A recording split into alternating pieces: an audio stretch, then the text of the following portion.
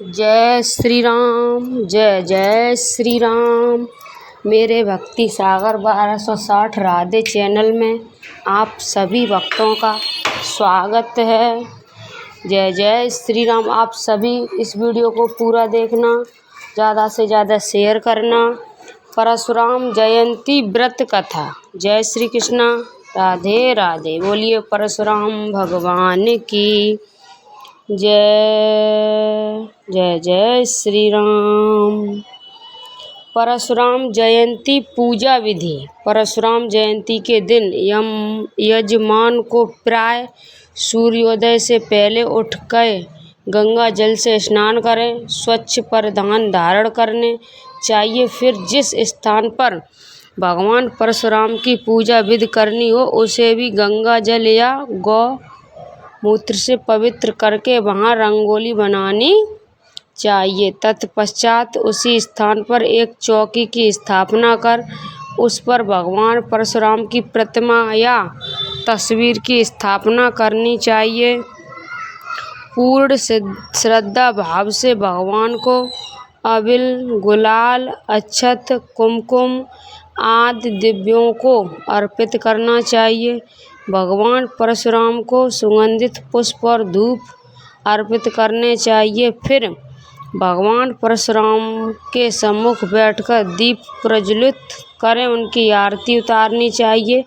उसके बाद भगवान को सांस्कृतिक भोग अर्पित करना चाहिए और फिर प्रसाद को अन्य भक्तों एवं परिजनों में बांट देना चाहिए। फिर यजमान को पूर्ण श्रद्धा से भगवान के सम्मुख बैठकर मनोवांछित वर की कामना करनी चाहिए। यजमान को उस दिन व्रत करना चाहिए और अपनी यथाशक्ति दान करने का भी प्रावधान है। यजमान को मात्र फलाहार करते हुए व्रत का अनुष्ठान करना चाहिए। सच्चे मन से की जाने वाली हर मनोकामना भगवान परशुराम पूर्ण करते हैं। परशुराम जन्म कथा। भगवान परशुराम के पिता ऋषि जमदग्नि और माता रेणुका हैं। एक समय की बात है जब ऋषि जमदग्नि और माता रेणुका ने पुत्रेष्ट यज्ञ का अनुष्ठान किया था। यज्ञ की पूर्ति के फल स्वरूप भगवान देवेंद्र प्रकट हुए और उन्होंने वीर और तेजस्वी संतान होने का वरदान दिया। देवेंद्र के वरदान से माता रेणुका ने गर्भ धारण किया और वैशाख माह के शुक्ल पक्ष की तृतीया तिथि को भगवान परशुराम का जन्म हुआ। किंतु इसके पूर्व की कथा भी बहुत रोचक है। प्राचीन काल में कन्नौज गत नामक राजा राज्य करते थे। उन्होंने एक सुंदर और रूपवान पुत्री थी जिनका नाम सत्यवती था। आगे जाके सत्यवती का विवाह महर्षि भृगु के पुत्र के साथ हुआ। विवाह के पश्चात महर्षि भृगु ने अपनी पुत्र वधू को आशीर्वाद दिया और मनोवांछित वर मांगने को कहा। महर्षि की बात सुन पुत्र वधू सत्यवती ने अपनी माता के लिए वर मांगने की इच्छा प्रकट की। उन्होंने कहा, मुझे मेरी माता के लिए वर चाहिए कि उन्हें एक तेजस्वी पुत्र हो। महर्षि भृगु ने पुत्र वधू की इच्छा स्वीकारते हुए कहा, भृगु, हे पुत्री, मैं तुम्हारी मात्र प्रेम भावना से अति प्रसन्न हूँ। अतः मैं तुम्हें और तुम्हारी माता दोनों को इच्छित संतान की प्राप्ति हेतु वर प्रदान करता हूँ। उन्होंने वर के साथ साथ 2 चर पात्र भी पुत्र वधू सत्यवती को दिए और कहा, हे पुत्री, जब तुम और तुम्हारी माता ऋतु स्नान कर चुकी हो तब तुम्हारी माँ पुत्र की इच्छा लेकर पीपल का आलिंगन करना और तुम उसी कामना को लेकर गूलर का आलिंगन करना। फिर मेरे द्वारा दिए गए इन चरुओं का सावधानी के साथ अलग अलग सेवन कर लेना।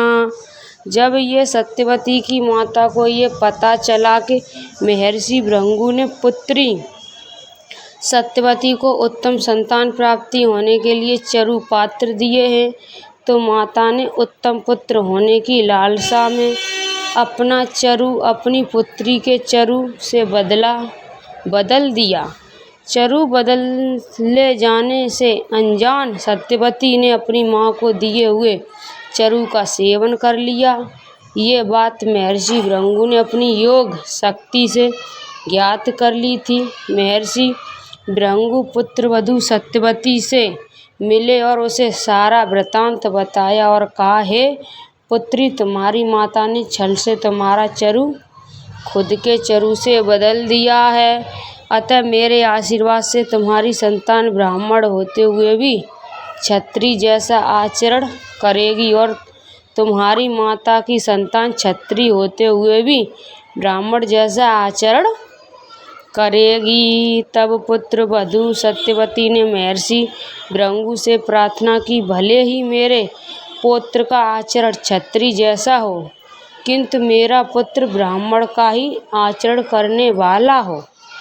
इसी के चलते सत्यवती ने गर्भ में महर्षि जमदग्नि का जन्म हुआ और जब ऋषि जमदग्नि का विवाह रेणुका से हुआ, तब रेणुका ने गर्भ से भगवान परशुराम का जन्म हुआ, जो एक ब्राह्मण कुल में जन्म होने के पश्चात भी उनका आचरण एक क्षत्रिय की भांति था।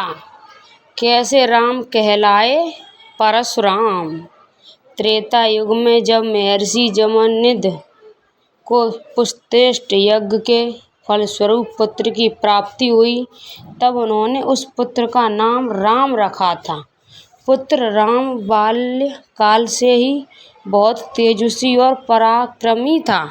महर्षि भृगु के कथा अनुसार राम का आचरण एक क्षत्रिय का था। उन्होंने प्रारंभ में महर्षि विश्वामित्र और ऋचिक से विद्या ग्रहण की। किशोर अवस्था आते आते अस्त्र और शस्त्र की विद्या ग्रहण करने हेतु उन्होंने भगवान शिव की घोर तपस्या की। तपस्या से प्रसन्न होकर भगवान शिव प्रकट हुए और उन्हें अस्त्र और शस्त्र की विद्या प्रदान करने का वचन दिया। भगवान शिव ने विद्या ग्रहण कर राम पूर्ण रूप से अस्त्र शस्त्र के ज्ञाता हो चुके थे। उनकी लगन और अपनी दी हुई विद्या में पारंगत होने पर भगवान शिव ने प्रसन्न होकर उन्हें एक फरसा शस्त्र रूप में दिया। यहाँ फरसे को फरसु भी कहा जाता है और इसी वजह से वह परशुराम कहलाए। क्यों किया परशुराम ने अपनी माता का वध।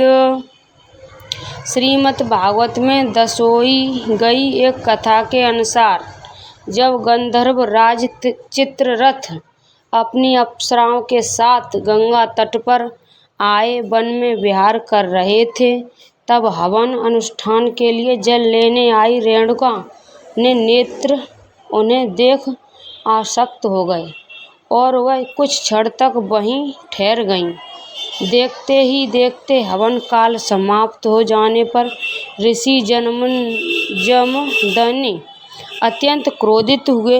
उन्होंने माता रेणुका के कार्य विरोधी आचरण और मानसिक व्यभिचार के चलते दंड स्वरूप अपने सभी पुत्रों को माता रेणुका के वध करने की आज्ञा दी।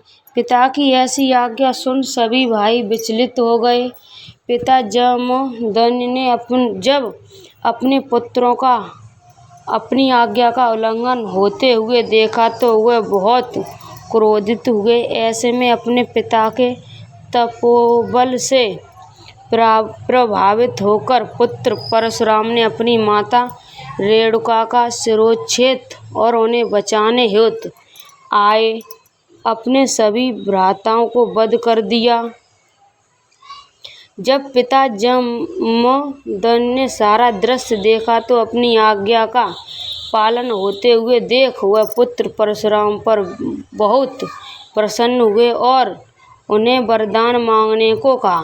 तभी पुत्र परशुराम ने अपनी माता समेत भाइयों को पुनः जीवन दान देने की इच्छा प्रकट की और उनके द्वारा उनका वध होने की स्मृति को नष्ट कर देने को कहा। इस प्रकार भगवान परशुराम ने अपने पिता की आज्ञा मानते हुए अपनी माता का वध किया। पिता जमदग्नि की हत्या और परशुराम का प्रतिशोध। त्रेता युग में हेह वसाधिपति कार्तवीर अर्जुन ने भगवान दत्तात्रेय की घोर तपस्या कर उनसे वरदान में शस्त्र भुजाओं और युद्ध में किसी से भी परास्त न होने का वर प्राप्त किया। एक बार संयोगवश सहस्त्र अर्जुन वन में आखेद कराते हुए ऋषि जमदग्नि के आश्रम में विश्राम करने हेतु आ पहुँचा। ऋषि जमदग्नि के पास देवराज इंद्र द्वारा दी गई कामधेनु गाय थी, जिसकी शक्ति से वह अपने द्वार पर आए सभी शरणागत का आदर सत्कार किया करते थे। उस दिन भी वही हुआ, किंतु यहाँ राजा सहस्त्र अर्जुन अपने नेत्रों के समक्ष कामधेनु गाय के ऐसे चमत्कार को देख अपना विवेक खो बैठा और ऋषि जमदग्नि के आश्रम से बलपूर्वक माता कामधेनु को छीनकर ले गया। जब परशुराम को सारा वृतांत पता चला, वह राजा सहस्त्रार्जुन से माता कामधेनु को पुनः लाने चले गए और युद्ध में परशुराम ने सहस्त्रार्जुन की सारी भुजाओं के साथ उनका शीश भी धड़ से अलग कर दिया। जब सहस्त्रार्जुन ने पुत्रों को इस बात का पता चला, तब प्रतिशोध लेने हेतु परशुराम की अनुपस्थिति में पिता जमदग्नि की निर्मम हत्या कर दी। पति के न होने पर माता रेणुका भी अपने प्राण त्याग दिए। जब सारा वृतांत परशुराम को ज्ञात हुआ, तब उनके मन में प्रतिशोध की ज्वाला भड़कने लगी और इसी के चलाते उन्होंने 21 बार युद्ध करते हुए पृथ्वी पर ये हेह वंश के सभी क्षत्रिय राजाओं का समूल नाश कर दिया। यही नहीं, उन्होंने वे अपने प्रतिशोध में इतने खो गए थे कि हेह वंशी क्षत्रियों के रुधिर से स्थलित पंचक क्षेत्र के 5 सरोवर भर दिए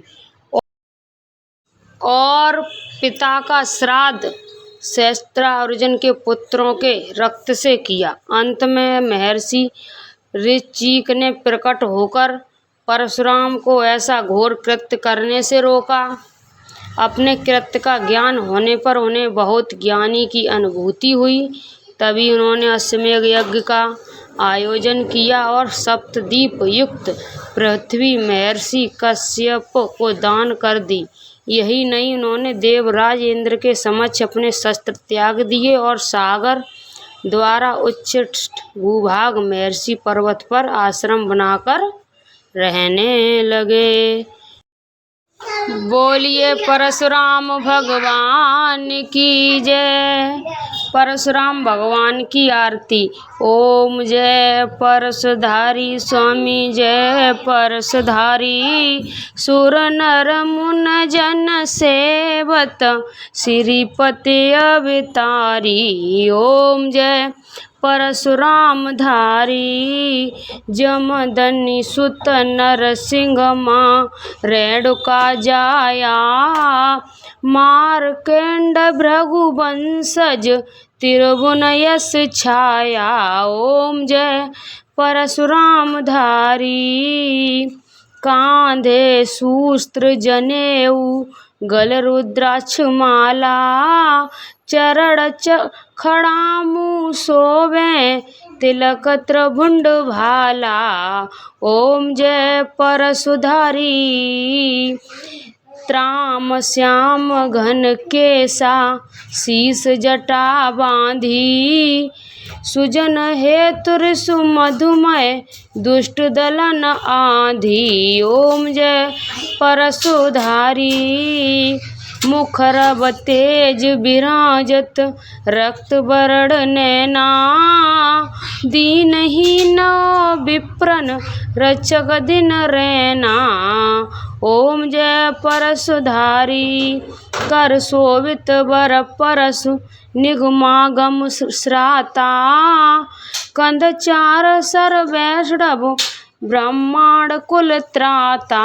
ओम जय परशुधारी मात पिता तुम स्वामी मीत सखा मेरे।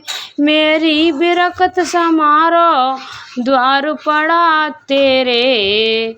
ओम जय परशुधारी अजर अमर श्री परशुराम की आरती जो गावे। पूर्ण शिव राखे सुख संपत्ति पावे। ओम जय परशुधारी ओम जय परशुधारी ओम जय परशुधारी। सुर नर मुनि जन सेवत श्रीपति अवतारी। ओम जय परशुधारी। बोलिए परशुराम भगवान की। आप सभी भक्तों को मैंने परशुराम की जानकारी दी, व्रत कथा सुनाई, उसमें कुछ मैंने गलत शब्द बोला हो उसे माफ़ करना। जय श्री कृष्णा, राधे राधे।